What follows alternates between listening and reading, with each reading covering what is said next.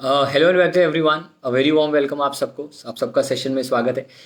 Guys, कल मैंने एक खबर सुनी और खबर सुन के मुझे बहुत तेज़ हंसी भी आई और बहुत ज़्यादा गुस्सा भी आया। मतलब ऐसे चीज़ को हम कहते हैं डिलेमा, जहाँ पर कि आप गुस्सा भी करते हो और बहुत हंसी भी आती है।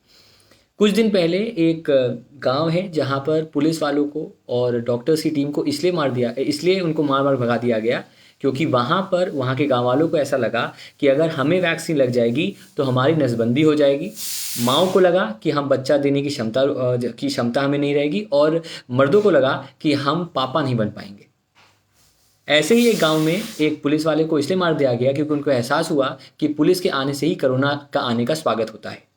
ऐसा एक और ही गांव था जहां पर वैक्सीन के बारे में कहा गया कि वैक्सीन लगाने के बाद आदमी मर जाता है। ऐसे ही लखनऊ के शहर में एक मैडम जी का ये कहना था कि अगर आपको एक वैक्सीन लगी है तो आप मर सकते हैं, दो वैक्सीन लगी है तो आप बच सकते हैं। तो इन सारे चीज़ों पर मैंने थोड़ा रिसर्च किया 2 दिन के अंदर, 2 3 दिन के अंदर, और मैं कुछ चीज़ों पर पहुंचा हूँ। और मैं कोई डॉक्टर नहीं हूँ, ना ही मैं कोई साइंटिस्ट हूँ, ना ही मैं कोई वीरोलॉजिस्ट हूँ, ना ही मेरे पास कोई ऐसी कोई डिग्री है। जो इन्फॉर्मेशन पब्लिक डोमेन में है वो मैं आपको लेने आया हूँ। पर उससे पहले मैं चाहूँगा एक बार सब लोग ज़रा इस वीडियो को अपने फ्रेंड्स तक शेयर ज़रूर कर दीजिएगा, ताकि मैक्सिमम लोगों तक ये वीडियो आपका जो है वो पहुँच जाए। सबसे पहली बात आपको समझना पड़ेगा, वैक्सीनेशन का मतलब क्या होता है।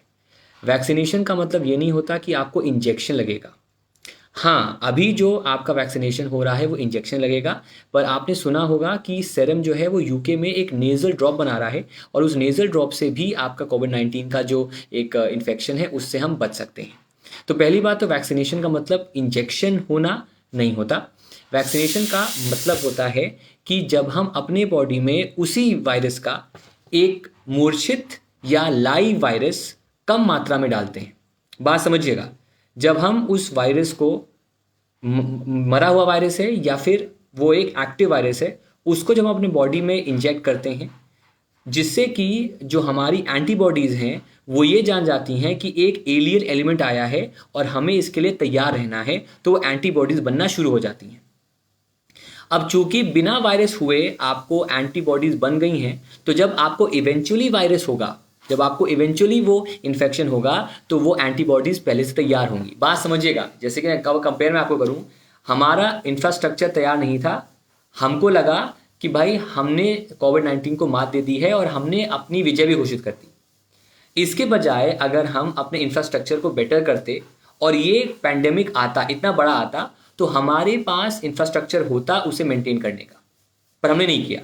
पर अगर आप वैक्सीनेशन करवाते हो और आप इन्फेक्टेड नहीं हो, तो बात समझिएगा, आपके में एंटीबॉडीज़ बन जाएंगी, और उन एंटीबॉडीज़ के बनने से जब कभी वो इन्फेक्शन होगा तो वो एंटीबॉडीज़ उनसे फाइट कर पाएंगी। पहला चीज़। सेकेंड चीज़ जो वैक्सीनेशन को लेकर डाउट होता है कि सर मेरे को कोविड-19 था, क्या मैं वैक्सीन लगवाऊं या नहीं लगवाऊं। तो उसका मैं आपको जवाब देना चाहूँगा। कोविड-19 अगर आपको हुआ है तो उस नेचुरली हुआ है, मतलब आपको सही में वायरस हुआ है, तो ऐसा देखा गया है कि 6 to 8 months तक आप इम्यून रह सकते हो। You can. और अगर आप वैक्सीनेशन लगाते हो तो 3 से 4 महीने तक आप इम्यून रह सकते हो। बात समझना। तो इसका मतलब क्या, मतलब ये हुआ कि आप इन्फेक्टेड हो, रिकवर्ड हो, या आप अनइन्फेक्टेड हो, तीनों ही लोगों को वैक्सीन लगाना पड़ेगा। Number one. एक और सवाल आया कि यार वेरिएंट बहुत सारे आ रहे हैं, तो क्या ये वैक्सीन काबिल होगा। देखो, बिल्कुल आप सही कह रहे हो, बहुत सारे वेरिएंट्स आ रहे हैं और वेरिएंट डिफरेंट भी आ रहे हैं, पर जो उनका बेसिस है ना वो सिमिलर है, और उस सिमिलैरिटी की वजह से वैक्सीन कारगर होगी। मैं ये नहीं कह रहा कि उस वजह से आपको कोविड नहीं होगा। होगा तो आपके बचने की संभावना औरों से ज़्यादा है। जैसे कि मैंने एक वीडियो देख रहा था, बहुत ही बड़े टीचर है उनका, तो उन्होंने उस वीडियो में ये बात बताई कि अगर आप पहली वैक्सीन लगाते हो तो उस वैक्सीन लगाने के बाद 99.6% चांसेस हैं कि आपको असर कम हो जाएगा कोविड का, पहला।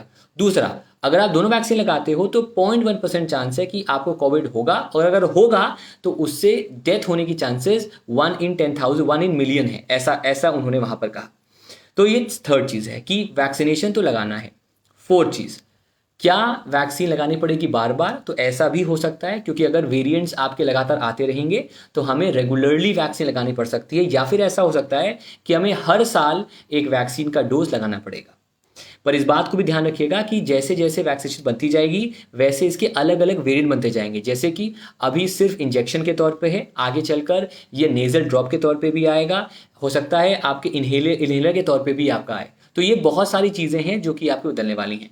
और आखिरी पॉइंट, प्लीज़ ये मत सोचिए कि आप घर पे रहेंगे और जितना डिले करेंगे वैक्सीनेशन का आप बचे रहेंगे। ऐसा कुछ नहीं है। कल को कुछ भी हो सकता है, पर अगर आप वैक्सीनेशन लगा लेंगे तो आपके पास एक सेफगार्ड हो जाएगा, और अगर कल को आपको हुआ भी तो भी आप उससे लड़ पाएंगे। तो ये कुछ इंपॉर्टेंट चीज़ें हैं जो कि आपको समझना है, ध्यान रखना है। और सबसे आखिरी बात गाइस, ऐसा कुछ नहीं है वैक्सीनेशन में जिससे खतरा हो। साइड इफ़ेक्ट्स ज़रूर हैं पर लगाना सबको है, ठीक है। So with this we will come to an end, alright, and thank you so much. बाकी अगर आपको वीडियो अच्छा लगा, वीडियो को शेयर कीजिएगा अपने दोस्तों के साथ। Bye bye guys and take care.